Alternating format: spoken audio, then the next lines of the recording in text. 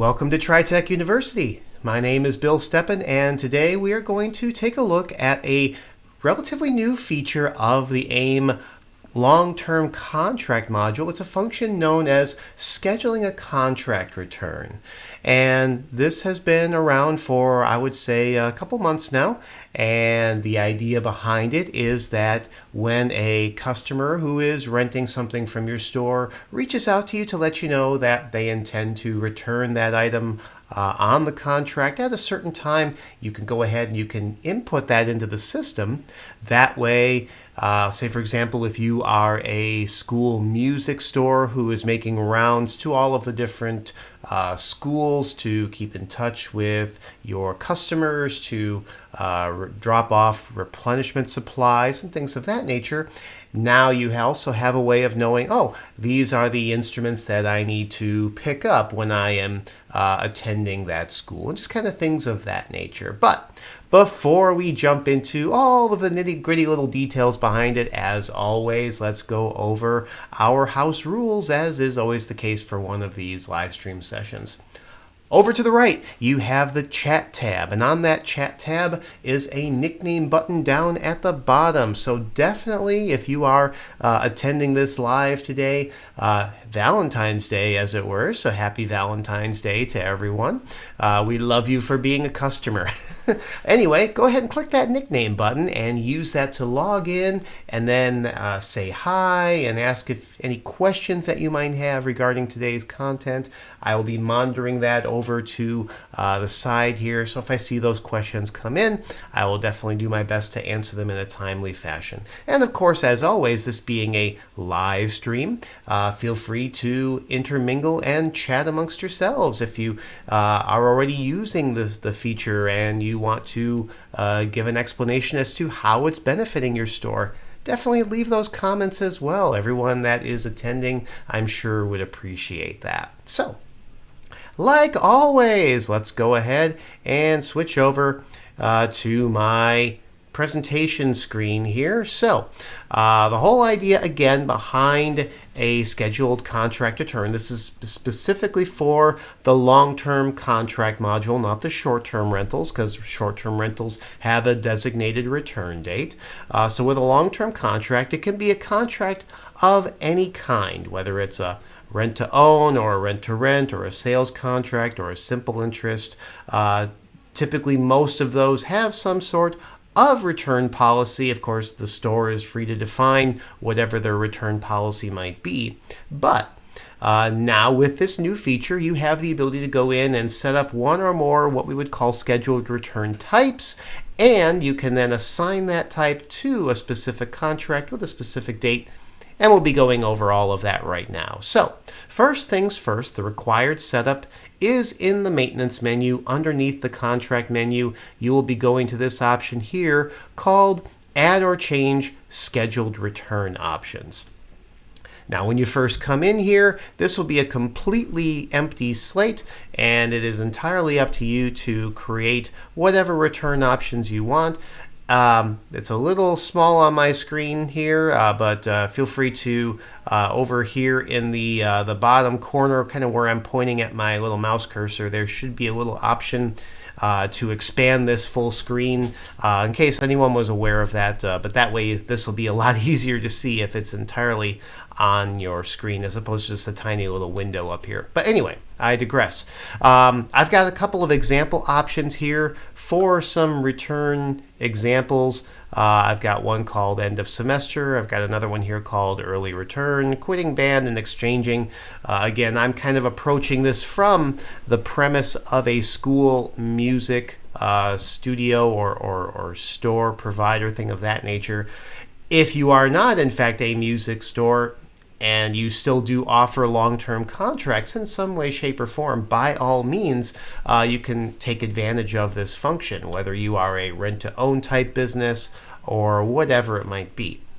So, to add one, you simply click the Add button, and then you fill in a description. So, new scheduled return option. I'm just going to go ahead and plug that in. We'll see that it shows up right here on the list.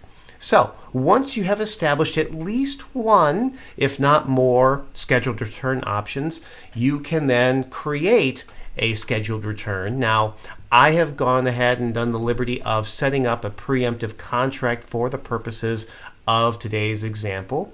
But this can, again, like I said, can be done with any type of long-term contract. To schedule a return, you will go to the Modules menu, underneath the Contract menu, to the Utilities menu, where you will find the option Schedule Contract Return. Once you select that, it's going to ask who the customer is. In this case, I'm not going to pick on Senor Mike Anderson. I'm in fact picking on a different example customer for the purposes of today's demo, that being John Quincy customer. So I will select him, where I have an existing rent-to-rent contract. They are renting a trombone, and the next payment due date is April 1st, excuse me. So in this particular example, just to give you a kind of a background on this contract was keyed in back on August 1st, and they paid 8 months down, and then they would be paying month to month from there should they decide to keep on renting. But in this example, we're going to go ahead and say that this is going to be an end of semester return. We're going to say that the customer reached out to us and their scheduled return date is going to be, let's say, March 27th. So basically 1 week almost, 6 days ahead of the next payment due date.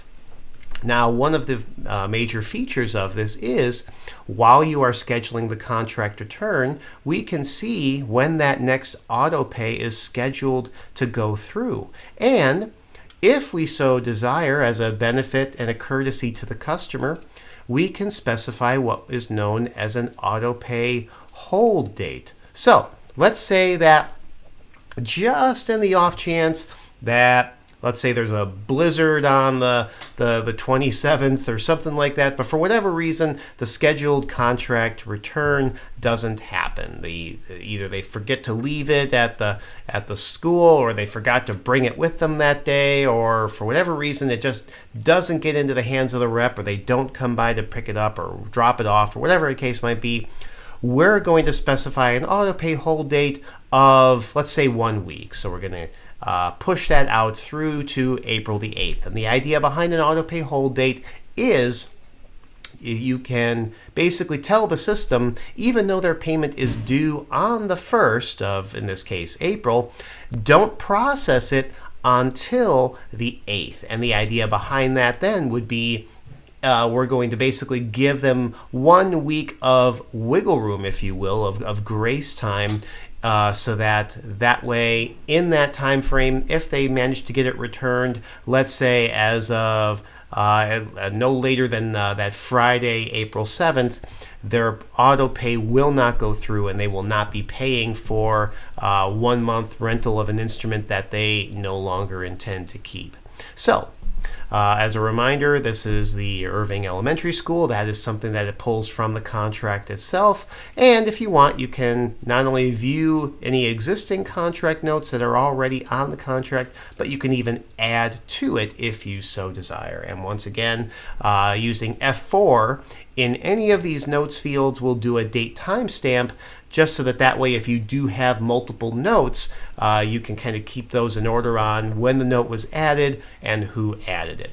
So I'm just going to go ahead and hit save on this. So now this contract has a scheduled contract return associated with it. If I go and I look at the contract history for this particular contract, and once again, I will just pull up Senor Quincy customer, we can see right up here that the scheduled return, which is an end of semester return, is scheduled for March 27th. So that's something that you will see kind of in blue up there, front and center, anytime you are looking at this contract and the details therein. Now that has been added to the contract, you have a couple of ways of reviewing this. And probably the most direct way is to go right back to that contract utility menu where we can view scheduled contract returns. This might be something that you review first thing every day or at the beginning of the week or whatever it might be, but you can come in here and say, I'm going to view this for, let's say, March 27th through March 31st. I have the option of excluding already returned contracts. I can break this down and specify different return options, different locations, different districts and schools and so forth. But when I refresh this, basically I will see, why am I not seeing that? Maybe I do have to select something here. Okay, not sure why it's not showing up there. It showed up for my test. But basically it would show the account, the sub, the name, the item that's being returned, and the scheduled return date. Now, one of the most important aspects of a scheduled return is that it does not do an auto return. Because, as I mentioned, there might be situations or circumstances beyond the control where, for whatever reason, the return doesn't actually happen. So this will not actually do the contract return on that date, but the idea behind it is that this is something that you can view ahead of time, and you can go ahead and have this essentially in your back pocket for that date or whatever it might be for making your visits, or just knowing, hey, we either are expecting this to come back in on that day or time, or we should be reaching out to these customers on that day and time to get the item back. So that's one way of viewing those. The other way is via a report. If we take a look in the contracts report, we have a brand new menu or new report option called Scheduled Contract Returns. So when we run that, we can say we're going to run this for the scheduled return date of, let's again just say March 27th. Through March 31st. We can see it's now finding that one record. If we so desire, we can break this down to specific return options, locations, districts, and schools, just like we saw on the view form. Let's go ahead and run this report. Now let's print this to screen. It'll probably pop up over, no, it actually showed up on the correct monitor for a change. I'll just zoom in on this so we can see that it is showing, in fact, customer account number 1009. That is John Quincy customer. The instrument in question is this serial number TR1001. It is an end of semester return, and it is scheduled for 3/27. They are on auto pay hold through April 8th. So that when that return actually happens, let's say the rep goes out, picks up all the instruments at Irving in this case, and then they come back and they go ahead and they actually complete the contract return. They go to return contract, they pull up John Quincy customer, and just for the purposes of this live stream, let's go ahead and fudge this. Let's say that they actually ended up returning it on the 28th for whatever reason. Not a big deal. We can see that the next due is still not until April 1st, so there is no amount delinquent. There also is there is no prorate return or anything like that. If we want, we could put in some notes here. Ultimately, we're just going to go ahead and hit save on that, and then if we so desire, we can print a contract return receipt for them. That did show up on the other monitor for whatever reason, but there we can see it is the return receipt, the slip as of 3/28. It is now returned. And if we go back and look at that same report, once again, I'll just do 3/27 through 3/27. And we're going to include returned contracts. I'll just go ahead and run that back to the screen. So we are now going to see that it was in fact returned. So that's a way to run this after the fact as well, just to make sure that these items that are supposed to be getting returned are actually being done in that respect. So again, just another tool in the back pocket of your rental manager or whatever it might be, to make sure that you are staying on top of these scheduled returns. This is essentially a pure customer service type functions so that you can not only maintain that good relationship with your customers, but then, of course, they're going to be hopefully that much more inclined to continue doing business with you in your store. They'll spread the word of mouth. They'll say, hey, such and such awesome music is a great place to rent. They're not trying to gouge me by running my auto pay the very same day that the return is scheduled, or things like that. So you've got all of that now available in your back pocket. Now, one thing I wanted to mention is that the subject matter of today's live stream came from a suggestion on our live stream poll page. Someone had suggested that we look into a regular recurring live stream discussing new or featured elements in our weekly or bi-weekly updates. And this is something that, like I mentioned, has been recently added to the system. And I figured the whole concept of scheduled returns warranted its own live stream topic. So that is going to be something that I'll be looking into. Those of you who are long-time live stream attendees and reviewers might recall that I used to do 3 monthly live streams, the second and the fourth Tuesdays and the third Thursday. And I think what I might be doing is periodically doing that third Thursday again, where I will go ahead and I will just kind of give a review of what I feel to be the, let's say, the most feature worthy of the updates to these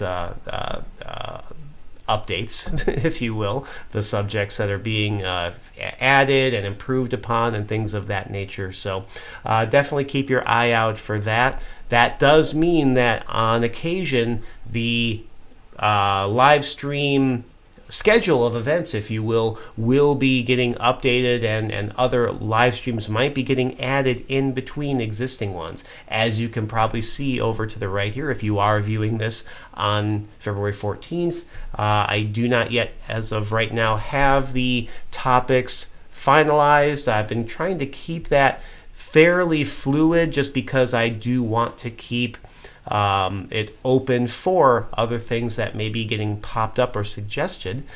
So that being said, I think, let's see, today is the 14th, and the next one would be scheduled for February 28th. So that will probably be going back to the AIM mobile function. I know I had talked a little bit about looking at the service ticket function of AIM mobile, so we'll probably do that day.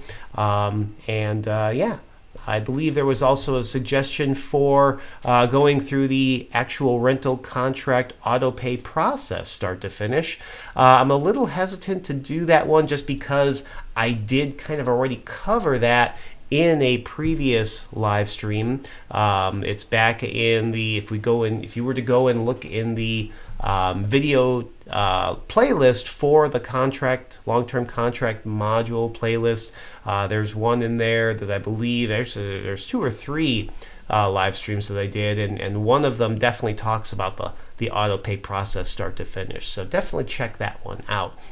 In fact, what I might be doing is going back on the poll. If I have the ability to do so, I will put a direct link to that video just so that way you can check that out directly. So that being said, the poll remains open, so anything that you would like to see us cover, definitely make those suggestions. Again, the poll is up here over to the top right of the live stream page, or even the video tutorial page as a whole. So you can definitely leave your suggestions there. You can see what the past suggestions have been. You can place comments on past suggestions and vote for your favorites and which ones you want to see more so than others, or if you know that a suggested topic has already been done, you can kind of leave those comments as well. I do periodically monitor it, so I'll be leaving those comments myself as well. But that being said, a nice short sweet one here for today. I didn't see any inquiries coming in on the chat tab, so hopefully a job well done. That being said, I appreciate everyone's attention, and we wouldn't be here without your great customer support throughout all of the years, your customer loyalty. It means definitely the world to us here at TriTech. So definitely, if there's anything we can do for you, reach out to us and let us know. I myself continue to offer online and on-site trainings for either over the internet or at your store. So if you have any interest in that, definitely let me know. And if nothing else, we will see you on February 28th to cover, again, I believe it's going to be the mobile service ticket functionality.